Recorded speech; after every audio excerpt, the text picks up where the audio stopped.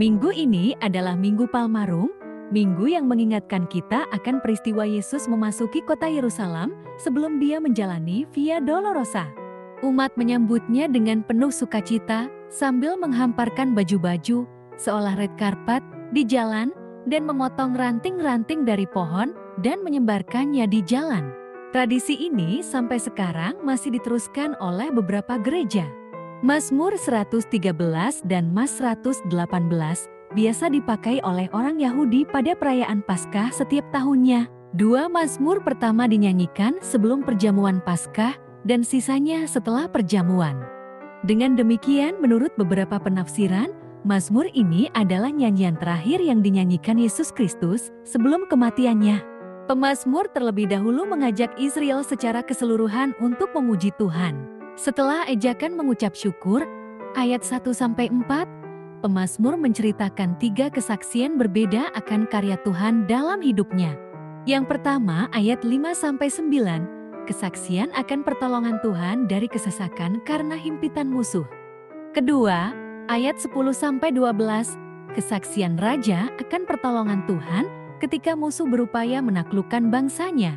Terbukti umat Israel berulang kali mengalami bagaimana Tuhan melepaskan mereka dari cengkraman dari bangsa-bangsa musuh. Ketiga, ayat 13-25 yang juga menjadi bagian khotbah kita adalah kesaksian pemazmur yang mengalami pembentukan dari Tuhan melalui penolakan dan hajaran.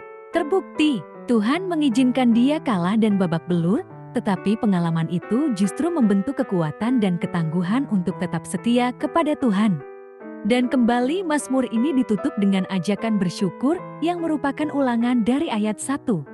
Sahabat yang terkasih, perikop ini adalah ungkapan syukur pemazmur yang sungguh merasakan pertolongan Tuhan walaupun diawali dengan penderitaan. Tetapi pemazmur mengimani semua itu dan percaya bahwa itu semua adalah cara Tuhan dalam membentuk pemazmur. Sehingga pemazmur tidak lupa mengucap syukur kepada Tuhan. Ada 6 kali kalimat yang menunjukkan ungkapan syukur pemazmur atas pertolongan Tuhan. Tetapi di ayat 22-23, ini sama persis dengan kesaksian pengalaman hidup Yesus Kristus, di mana Yesus menerapkan ayat ini pada dirinya sendiri karena ia ditolak oleh umatnya sendiri. Lalu kemudian menjadi batu penjuru rumah Allah yang baru, yaitu gereja. Sahabat yang terkasih, bisa kita lihat bagaimana pemazmur bermohon supaya Tuhan memberi keselamatan dan juga nubuatan keselamatan.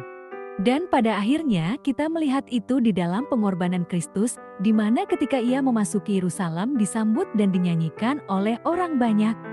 Bisa kita baca bagaimana Yesus dieluk-elukan di Yerusalem. Bagaimana sambutan yang sangat antusias dari orang banyak pada waktu itu. Karena bangsa Israel mengharapkan Yesus sebagai penyelamat atau pembebas dari bangsa Romawi yang selama ini sudah menjajah bangsa Israel. Sehingga orang banyak menyebut Yesus bukan saja sebagai Mesias yang datang dalam nama Tuhan, tetapi juga sebagai Nabi yang datang dari Nazaret, ayat 11. Namun dari perspektif Yesus, dia sengaja mendemonstrasikan dirinya sebagai Mesias dengan karakter dan tujuan yang berbeda. Bisa kita baca, Yesus menunggang keledai bukan kuda, sesuai dengan nubuatan Nabi Zekaria 9 ayat 9. Kenapa Yesus menunggangi keledai? Bukankah kuda lebih gagah? Karena keledai merupakan simbol perdamaian dan kesederhanaan, kelemah lembutan dan kerendahan hati. Tetapi kuda adalah lambang kekuatan dan kuasa. Dan faktanya, Yesus tidak menunggang induk keledai, melainkan anaknya. Itu artinya Yesus datang ke dunia ini bukan untuk menciptakan perang atau berkuasa atas dunia ini, tetapi Yesus ingin berkata bahwa dia adalah Raja Damai yang akan membawa keselamatan kepada umat manusia.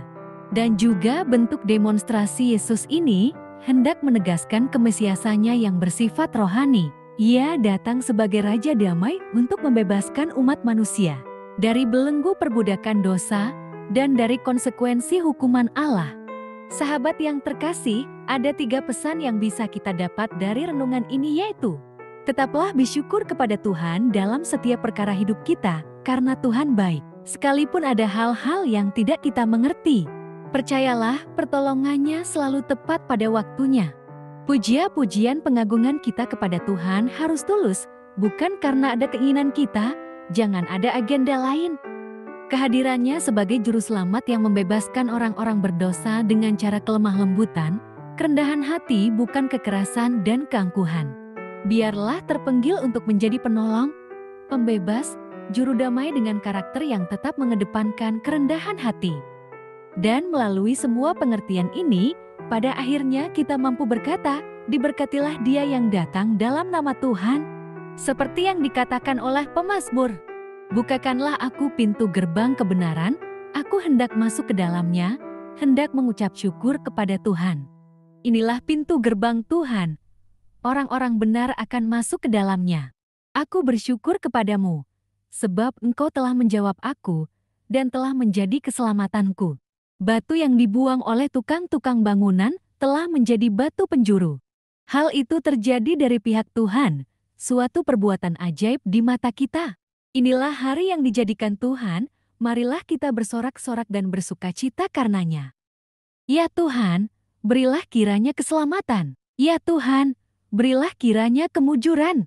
Diberkatilah dia yang datang dalam nama Tuhan. Kami memberkati kamu dari dalam rumah Tuhan. Tuhanlah Allah, Dia menerangi kita. Ikatkanlah korban hari raya itu dengan tali pada tanduk-tanduk mezbah. Allahku engkau, aku hendak bersyukur kepadamu. Allahku, aku hendak meninggikan engkau. Bersyukurlah kepada Tuhan, sebab Ia baik, bahwasanya untuk selama-lamanya kasih setianya.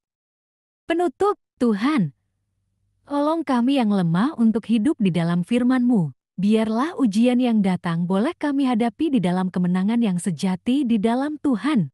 Biarlah godaan dosa yang datang boleh kami hindari dengan mengingat bahwa Tuhan melihat kami. Tolong kami menjadi orang-orang yang mendengar dan melakukan firman Kristus. Selamat menikmati berkat Tuhan. Tuhan Yesus memberkati kita semua. Amin.